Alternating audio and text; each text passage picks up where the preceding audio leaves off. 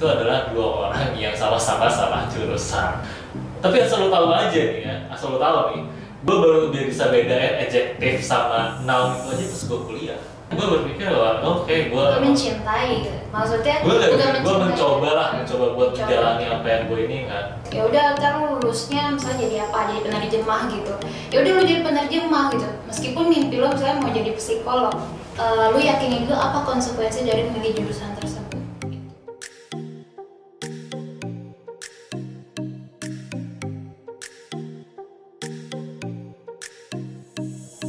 Halo River, dengan gue Kauri di sini dan gue Kare. Di Quick Millennials TV kali ini kita ada satu segmen baru namanya Quick Millennials Talks. Nah, Kak, apa sih Quick Millennials Talks itu? ya, jadi Quick Millennial Talks itu adalah sebuah segmen atau sesi di mana kita itu ngobrolin seputar hot topic yang sering diperbincangkan di kalangan kaum milenial. Nah, hal-hal itu berupa asmara, terus juga karir, pendidikan, dan lain sebagainya. Nah, untuk kali ini nih, kita kedapatan satu topik spesial. Untuk membuka video pertama kita juga, kita akan ngebahas yang namanya salah jurusan. Wah, ini ibaratnya kayak sesuatu yang relate banget gak sih sama orang-orang sekarang ya, apalagi anak SMA yang udah lulus, terus mereka pasti bingung tuh mau jurusan apa. Kadang-kadang mereka dengerin orang tua atau ngikut-ngikut temannya kayak si A ambil jurusan informatika, gue ikut lah, padahal dia nggak punya ketertarikan dari itu. Atau mungkin, aduh doi gue ada di kampus B nih, udahlah gue kampus B aja. Lu ya? Tahu ya. Kebetulan di depan orang ini itu adalah dua orang yang sama-sama salah jurusan. Tapi nih, meskipun kita salah jurusan, memang apakah setiap salah jurusan itu salah? Nah, itu yang bakal kita bahas nih, terutama dari perspektif kita berdua. Ya, di sesi ini benar banget. Nah, menurut lo salah jurusan itu apakah selalu salah? Oh, jadi pertanyaannya apakah salah jurusan itu selalu salah ya? Ini menurut pendapat gue ya. Oke, jadi FYI aja nih sebelumnya, gue itu pengen ngambil jurusan kesehatan atau enggak psikologi. Nah, sama kayak gue juga, dulu itu kita pengen ngambil jurusan yang sama sebenarnya, psikologi. Tapi agak tahu kenapa gue nyasar di sastra Inggris dan gue nyasarnya di jurnalistik, dimana itu kan dua dunia yang berbeda gitu ya. Dari eksak, dari kesehatan, psikologi kayak gitu, terus nyambungnya ke dunia tulis menulis. Gue yang dari anak IPA nih, IPA ya, udah pasti tau lah IPA gimana. Tapi malah nyasar ke bahasa Inggris, sastra Inggris. Tapi apakah kita nyesel, apakah kita merasa salah? Ya itu yang bakal kita cari tahu. Iya, jadi sebenarnya sih kalau dibilang salah sih enggak ya kayak dengan gue memilih jurusan yang berbanding terbalik banget dengan yang gue mau dari dulu, itu justru gue mendapatkan banyak pelajaran dan hikmah di sini. Jadi gue tuh sempat gap year selama 1 tahun. Iya, karena alasannya gue beberapa alasan lah, ada karena beberapa alasan. Nah, salah satunya itu adalah karena gue kekeh pengen tetap masuk kesehatan. Tapi selama gap year itu gue kerja ya, gue kerja mau ke waktu itu, kita sama-sama lah di dunia kerja. Gue bosnya ya? Iya, maksud gue kerja bareng dengan lo. Itu bahasa yang pas ya. Gue bosnya sih, tapi emang gue anak buah gue kan, gue sering nyuruh. Gue maunya gue jadi duo bos ya. Oke. Jadi kayak gitu ya. Jadi selama gue kerja itu gue ngerasain, gue melihat banyak dari berbagai perspektif ya. Gue banyak sekali melihat dan banyak pelajaran yang gue ambil. Kalau dalam mewujudkan mimpi itu nggak hanya terkotak-kotak jadi satu hal. Kita memilih jurusan yang kita impikan itu, hanya dengan itulah kita bisa meraih impian kita. Itu mindset yang salah besar menurut gue. Yang selama ini selama gue kerja itu ternyata dunia itu luas banget. Luas banget. Lo nggak bisa hanya menitikkan pada satu hal nih atau hal yang khusus gitu. Nggak. Misalnya lo mau mengejar mimpi lo saklek pengen mimpi lo itu bisa terwujud hanya dengan lo milih jurusan yang lo mau. It's a big no menurut gue sih. Karena ya gini, gue pernah dapat nih baca dari suatu thread Twitter.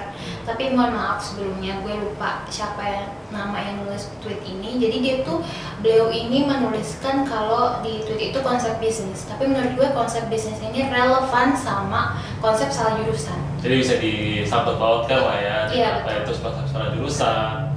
Jadi gini, jadi konsep bisnis itu bilang kalau misalnya ketika kita ingin membuka bisnis yang sesuai dengan passion kita, let's say that lu pengen startup nih, buka startup, tapi lu belum punya modal yang cukup untuk membuka usaha itu gitu, bisnis itu. And then lu putar balik, lu pikirlah gimana caranya gue punya tabungan atau pegangan, seenggaknya pegangan gitu. Entar dulu, lu mikirin idealisme lu tuh entar dulu gitu. Jadi yang sekarang ini yang ada di depan, jelas-jelas di depan mata lu aja, apa yang bisa lu lakuin sekarang. Nah, taruhlah dari modal bisnis lu cuman bisa buka bisnis kecil-kecilan kuliner, kayak misalnya pecel lele kayak gitu. It's okay, lu tekunin itu meskipun lu sebenarnya nggak suka di dunia kuliner gitu. Lu nggak bisa masak, lu nggak bisa maksudnya lu boro-boro masak, lu aja beli mulu setiap hari warteg kan, ngerebus air aja gosong. Iya, Gitu. Dan lu nggak suka itu dunia masak, tapi yang modal yang lu punya hanya dengan membuka bisnis kuliner itu, dan itu menurut gue bagus ini ide berpikirnya gitu ya. Ibaratnya gini loh, bersakit-sakit dahulu, bersenang-senang kemudian gitu. Kembali ya, berakit lu harusnya ngasih tahu adepannya dulu. Oh iya, dulu, terlalu nafsu nih. Bersakit-sakit dahulu, berenang-renang ke tepian. Oh gitu, iya, right. Salah sebenarnya, lu pasti udah lagi haus gitu. Iya nih, efek puasa, aduh, malu. Iya, jadi kayak gitu. Intinya kita kalau mewujudkan sesuatu tuh ya udah nggak apa-apa, lu nggak senang dengan dunia kuliner nggak apa-apa, tapi jalani dulu gitu, nikmatin dulu, tapi pikir long termnya apa dari hasil sakit-sakitan ini, hal yang nggak lo sukain ini gitu, pikirin long termnya apa. Long termnya itu apa? Long termnya lu dengan punya tabungan, dengan lu bisa istilahnya punya pegangan gitu, lu bisa membuka apa, lu bisa baru mewujudkan Cita-citanya tadi mau bikin startup. Cita-citanya tadi mau bikin startup. Dan bisa aja kayak ketika lu punya warung pecel lele gitu kan, terus lu punya tabungan, terus lu berpikir, gua kan dulu kan pengen bikin startup, kenapa gua nggak bikin startup yang bersangkut paut dengan pecel lele gitu kan? Jadi jadilah GrabFood atau Gojekfood yang kita tahu sekarang kan, idenya tapi berupa pecel food gitu, pecel ya gitulah, kind of that lah ya namanya. Dan itu hadir karena sesuatu yang mungkin kita nggak suka tapi kita mau menjalaninya gitu. Gue setuju dengan sejalan yang lo ngomongin gitu lah. Ibaratnya gue pun juga di sastra Inggris ya, di awal-awal semester itu kayak pas semester pertama itu kita belajarnya grammar terus writing, revisi gitu. Intinya bukan hal yang lo suka banget kan, enggak? Sebenarnya gue masuk ke sastra Inggris karena orang tua gue kan, kamu pintar bahasa Inggris kan gitu. Tapi asal lo tahu aja nih ya, asal lo tahu nih, gue baru bisa bedain adjective sama noun itu aja pas gue kuliah. Gue heran, gue alhamdulillah dibilangin pintar bahasa Inggris ya.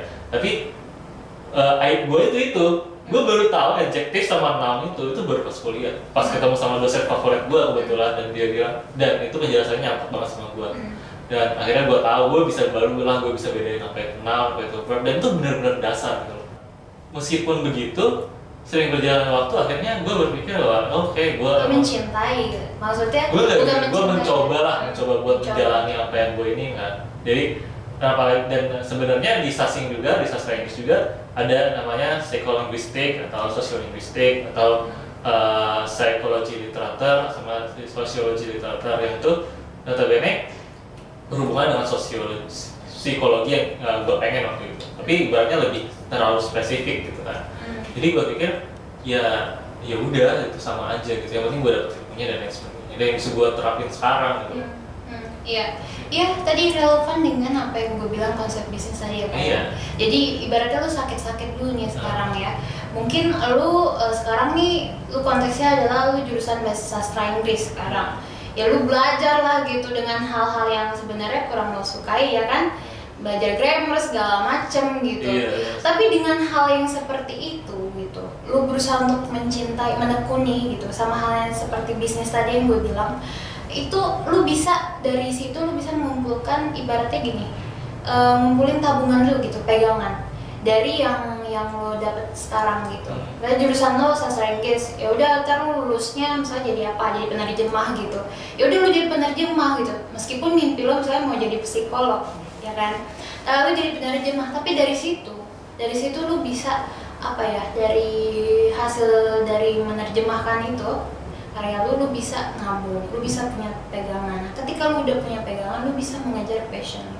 Ketika udah salah jurusan nih, udah mentok kan, I mean gini, uang udah habis, dihabisin gitu kan, mau keluar nanggung gitu, mau keluar kasihan orang tua udah ngabisin banyak duit. Akhirnya berpikir yang penting lulus, sehingga dia biarpun dia nggak melakukan apa yang seharusnya dilakukan sebagai di jurusan itu. Padahal udah butek banget ya di jurusan itu, tapi ya itu dia tadi, konsep bisnis tadi menurut gue relevansi. Jadi ibaratnya ya bersakit-sakit dulu nih lo sekarang, tapi pikirkan dari yang bersakit-sakit ini lo bisa mengumpulkan modal, bisa mengumpulkan uang, bisa ibaratnya itu memupuk diri lo dulu sehingga lo kedepannya bisa mumpuni, bisa mencapai apa yang menjadi keinginan lo ke depannya, passion lo gitu. Jadi first lo sakit-sakit dulu dan kemudian lo baru mengejar passion lo. Jadi ada long term yang dipikirin. Iya. Yang penting ke depannya gimana. Satu lagi nih, ya sekarang zamannya tuh udah beda cuy. Gak kayak zaman ibu ayah kita dulu yang mana mereka nyari pasti di buku, pasti di perpustakaan. Ya itu bagus juga, tapi sekarang itu kayak all the things that, kayak bahasa Inggris nih, saksing gue keluarin dulu lah gitu kan. Iya, sok. Tapi kalau grammar gue salah jangan di head ya, jangan gitu. Jadi all the things that in our today itu lebih kayak sesuatu yang benar-benar bisa dicari semuanya gitu. Mau tentang psikologi, mau tentang jurnalis, mau tentang kesehatan, lu bisa nyari hanya dengan HP gitu. Sehingga gue setuju dengan adanya sistem kuliah sehingga pelajaran kita lebih arah. Tapi gue juga setuju juga dengan kita mencari soft skill lain atau pengetahuan lain yang kita bisa cari sendiri gitu. Bahkan gue sempat kepikiran dulu pas gue keterima SBMPTN waktu itu kan.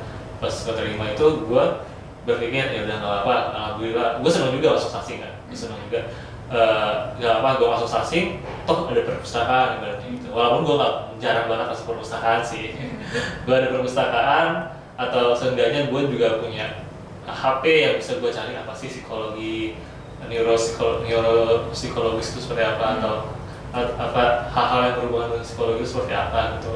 Sehingga jangan mengkotak-kotakan lu seperti orang yang di dalam kandang gitu, itu nggak banget sih buat zaman sekarang ya. Bener sih, gue setuju. Karena yang gue bilang tadi ya, kalau seandainya salah jurusan itu bukan berarti lu salah. Iya. Bukan berarti lu salah, tapi gimana lu menyikapi dengan yang lu merasa salah jurusan ini, lu membuat hal yang salah itu menjadi something right. Iya. Hal yang menurut lo is a mistake, itu bisa jadi something right. Jadi karena apa yang kita lakukan itulah yang akan menjadi hasil dari ini kan, hasil kita ke depannya kan. Apa yang kita tuai, apa yang kita lakukan, gantian sekarang lu yang belibet ya. Lagi aja.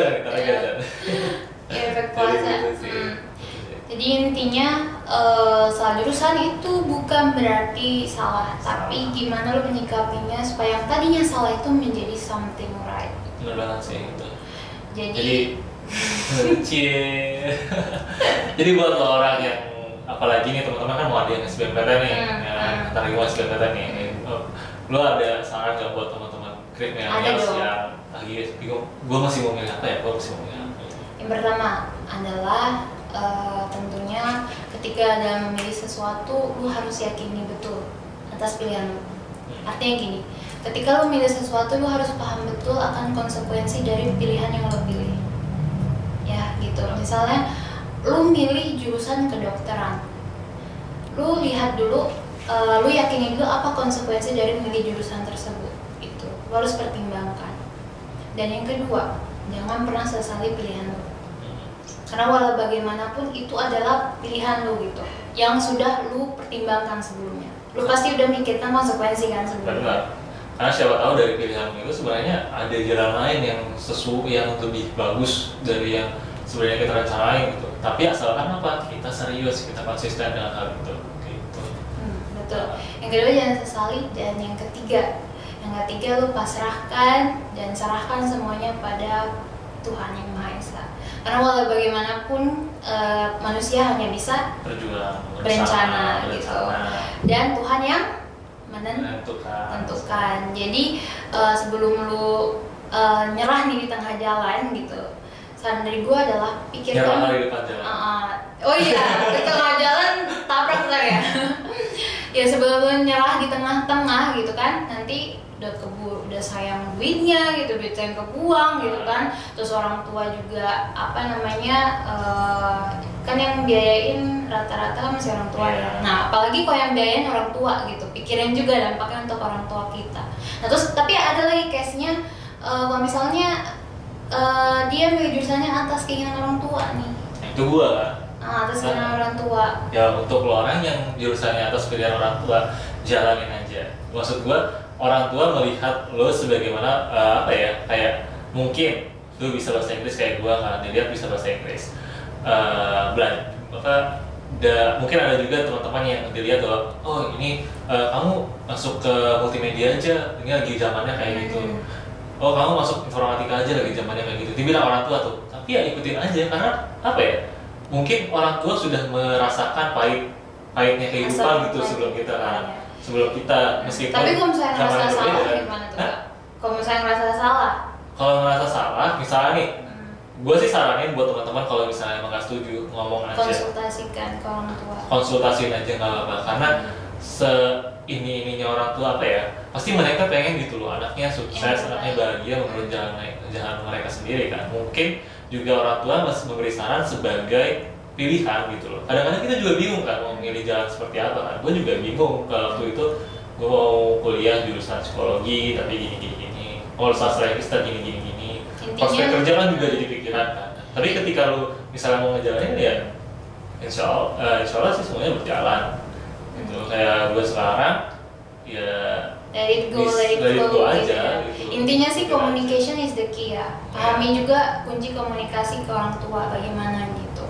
Nah bagi yang udah terlanjur gimana kak? Yang udah terlanjur salah jurusan, yang pengen quit ibaratnya tapi udah nggak punya escape nih, nggak ada jalan keluar. Misalnya udah tiada semester bisa terapin konsep yang gue jelaskan tadi, right?